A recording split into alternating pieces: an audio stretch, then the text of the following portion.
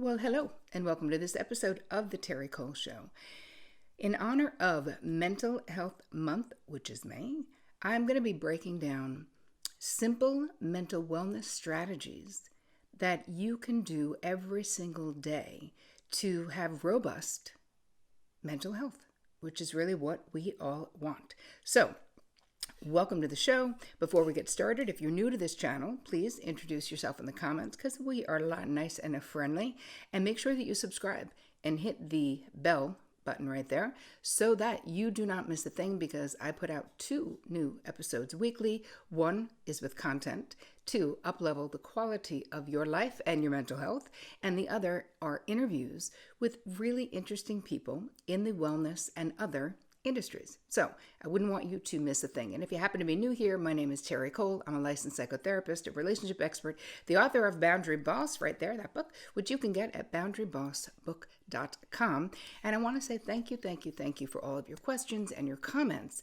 This YouTube channel is just so active and you guys are so present, and I love it. And you know, I read them all and I love to highlight them. So in this episode, I want to highlight Marianne Allard under the episode, Stop Overgiving for Balance and Less Resentment. Marianne says, "Thank you so much. I have known this for years, but I still behave in this way. I enjoyed your talk because it was presented in such a way that helped me to understand it a bit further and also a bit better how to change this.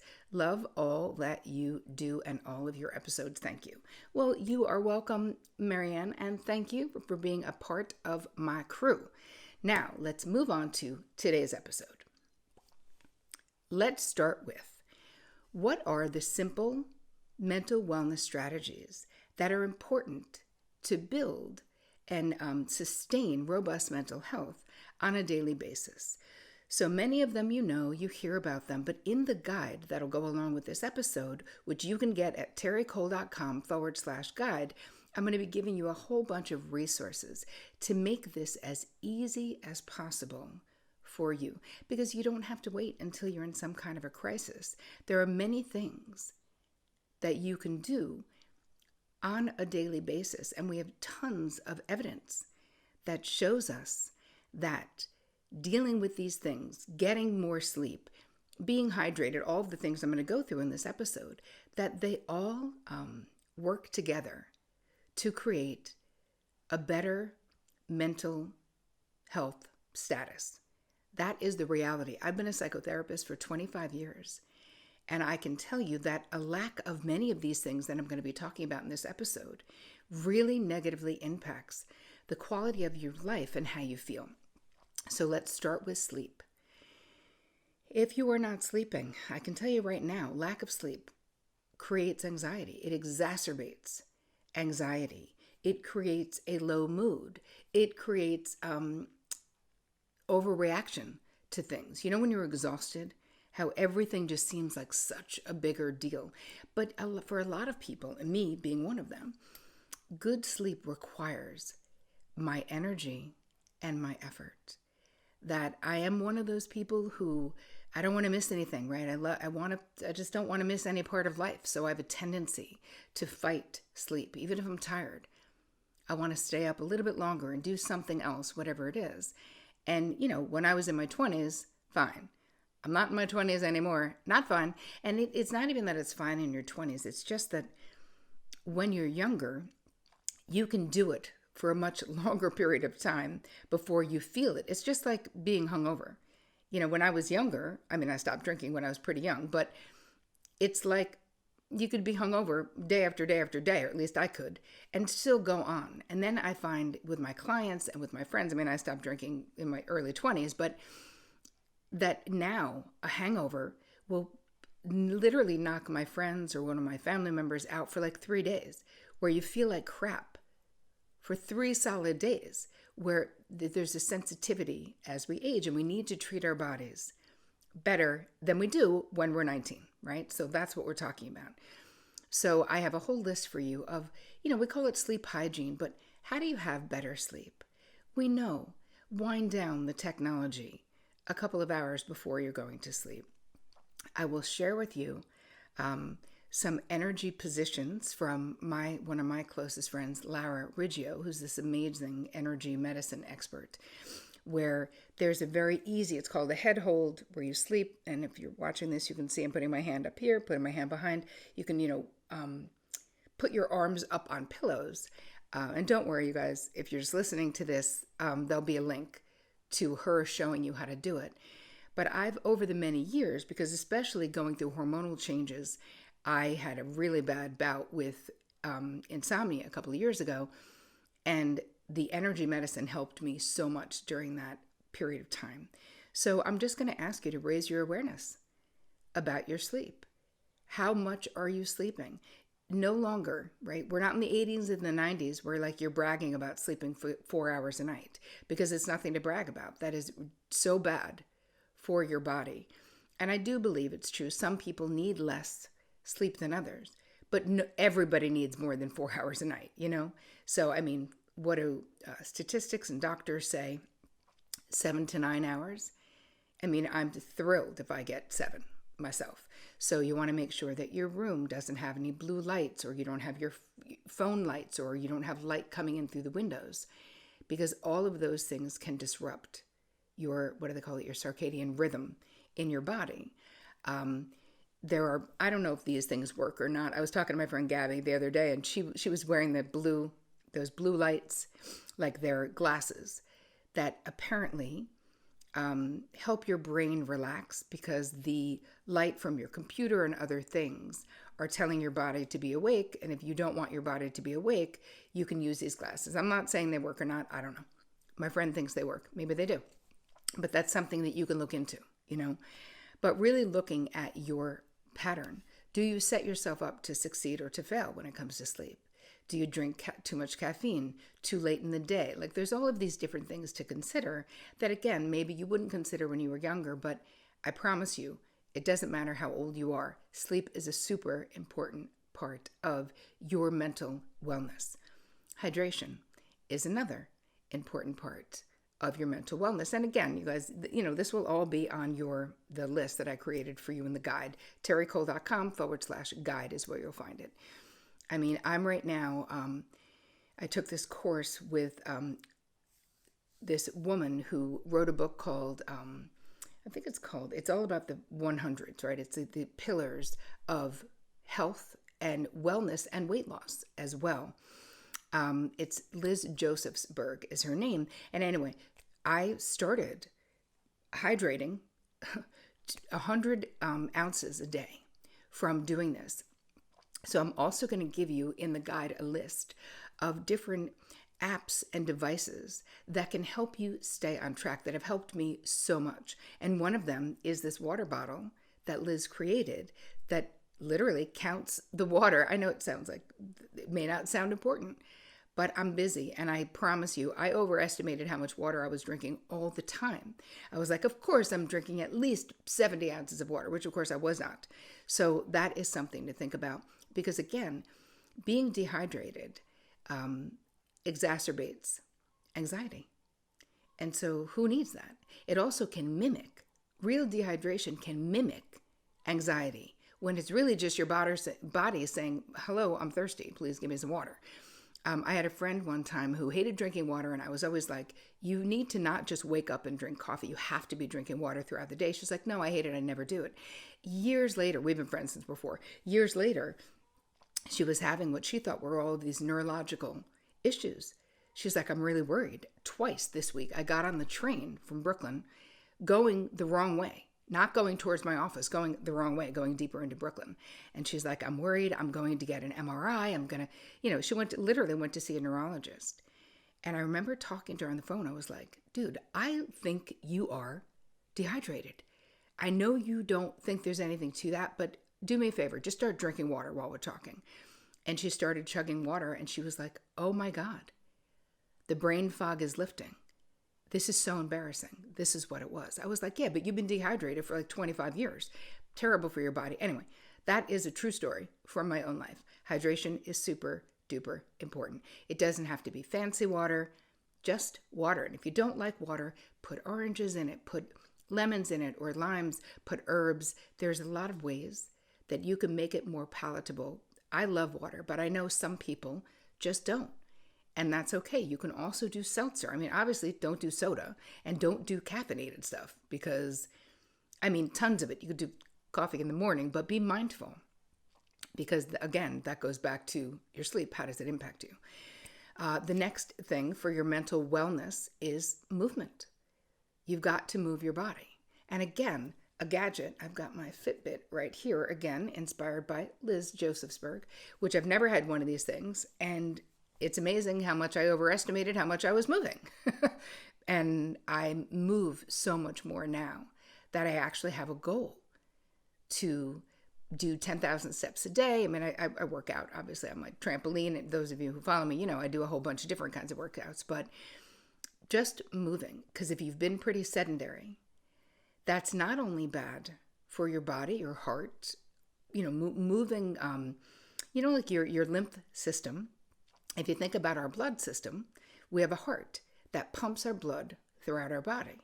But your lymph system does not have that, which is why I'm moving and why I love a mini trampoline, because it literally is detoxifying my body as I'm also working out and getting cardio. And it just feels great to sweat every single day. But I'm not saying you need to, you know, run a marathon. I am saying be mindful of movement. You need to move your body every single day mindfully, even if you just walk. There's nothing wrong with walking. Walking is an amazing form of exercise. It's moving, and stretching is so important. And again, I'll give you some resources and thoughts and ideas in the guide of things to make it super easy, especially for those of you, if you are just sort of getting back to wanting to be more physically/mentally healthy. Because here's the thing, there's no way for us to separate these two things. Your physical health directly impacts your mental health and vice versa. So this isn't like a holistic approach that's like, oh, so modern. This is just the truth of how we are as human beings. There's no way to be really mentally well if you are not as physically able, right? If you are not physically as physically well as you are able to be, is what I'm trying to say, because not everyone has the luxury of being physically well. So within your own abilities, do what you can. So it's not about comparing you to anyone else. It's not that you have to do what someone else does. If you are in, let's say, a wheelchair, can you move your upper body? Can you stretch? Can you do chair yoga? It's all about doing what you are able to actually do. But the mindfulness and of doing this is so important, because it is a gift that you give yourself to move your body to the best of your ability every single day for a period of time. And I do think it's important that we have goals, because, you know, my whole life, you know, I could say personally, like, the road to hell is paved with good intentions. Like, I should do it. But if I don't put it in my calendar, if I don't literally in my calendar every day, it's move my body in the morning, long before I get onto technology, long before I start working. I don't usually start working till 11, because I want to get up, I'm going to meditate, I'm going to move my body, I'm going to talk to my husband, I'm going to have breakfast, I'm going to do all of these things so that once I start working, I'm ready. I feel sustained, but I also feel good in my body and in my life. And that is what creates good mental health, is thinking of all of these things. And again, it's not perfection, right? It's not, you don't have to be perfect. But you do have to put in an effort, because it won't just happen on its own, as we know. All right, the next thing is thinking about what you're fueling your body with. Doing your best, eating as healthy as you are able, right? Not everyone can afford to eat organic, so then you don't. Then make sure, if you're not eating organic and you are eating fruits and veggies, that you're washing them, right? 20 seconds at least, you're washing them off. If you can get some of the, I don't know, there's different thoughts about the fruit and vegetable sprays. Do they really get off the toxins? I don't know. But my feeling is they're not that expensive, the ones at Trader Joe's, and there's other places, and it's worth at least attempting to do it, because it's certainly better than eating stuff directly that has pesticides on it, obviously. But fuel your body to the best of your ability with healthy food, which you don't need me to tell you what that is. If you're part of my crew, then you know. You're not eating a donut for breakfast. Maybe you are, but that's not healthy, right? It also isn't good for your mind because sugar creates, we get that sugar high and then we get that crash. And if you do that enough times during a day, and you can do that with caffeine as well, it is not good for your mental health, right? We want consistency. So you want to be eating, throughout the day so that you don't end up with low blood sugar. Even having, 6 or 7 almonds, raw almonds, that's a great snack to create sustained energy, which is what you're looking to do. I mean, listen, there's so many schools of thought about what is healthy. We know fast food is not good for you, right? We know that too much carbs is not great for you. We know that white bread, things without fiber, not the best for you. Listen, I'm not a nutritionist. I've just been doing this for a long time. So, you guys do your own research. But I think you know what I'm talking about. Don't wait all day to eat and then eat a huge meal at night. You don't need to be a nutritionist to know that that can't be good for you, because then what happens? While you're sleeping and your body is supposed to be restoring itself, instead it's processing the food. So there's no restoring happening. So these are really, this is stuff that I feel like there's so much stuff out there, but it's really about how do you bring it into your life and understanding that there is a direct impact from how you live your life and your mental wellness. The next thing to think about is mindfulness. You guys all know I'm a meditation teacher. I've got meditation CDs out there. I meditate every day in the morning. It doesn't have to be meditation, but I feel like meditation is a great choice if you want more mindfulness. You can do breathing. And again, in the guide, I'm going to give you a whole bunch of resources of things that I use in my life. The Breathing app by Deepak Chopra. Ideas for journaling. I do a gratitude every single night. Vic and I go through our 3 gratitudes and our favorite moment of the day.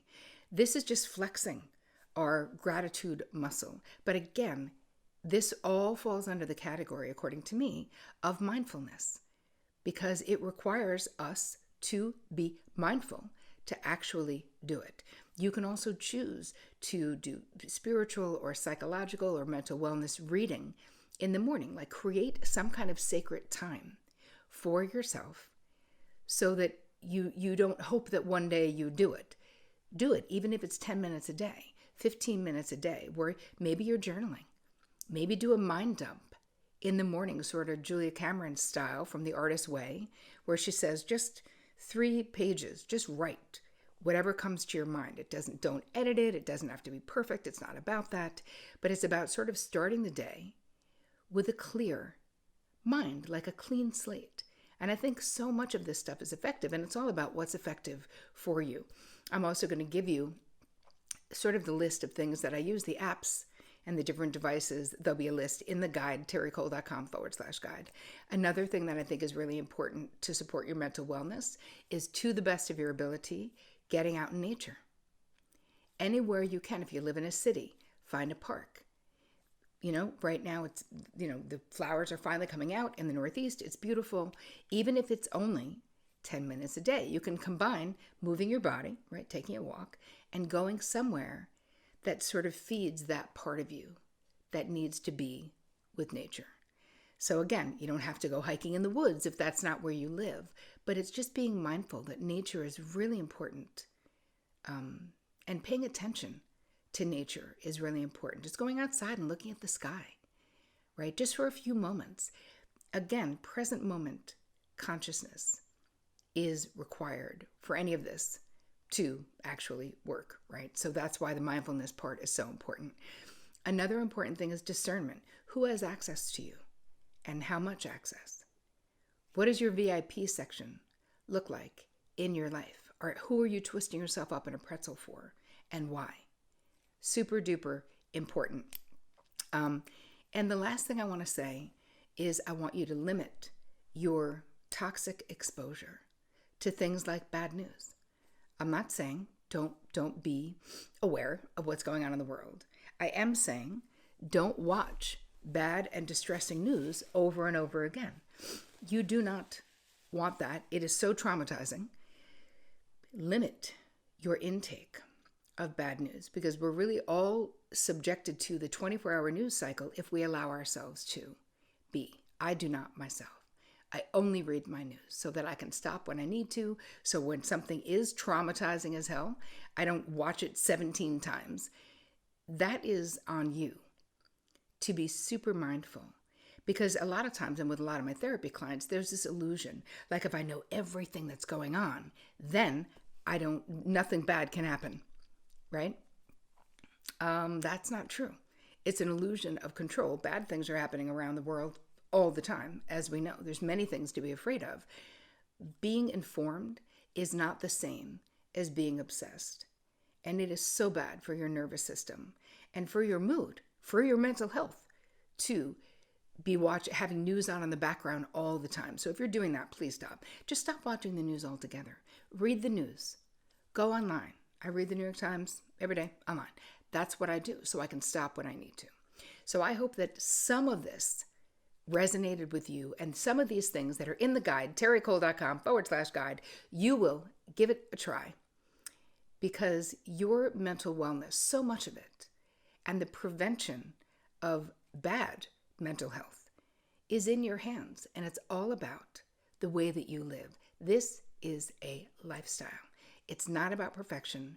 It is about putting in the effort, though, to live a healthier life physically, which positively impacts your ability to live a healthier life mentally. So I hope that this added value to your life. Please share it with the people in your world.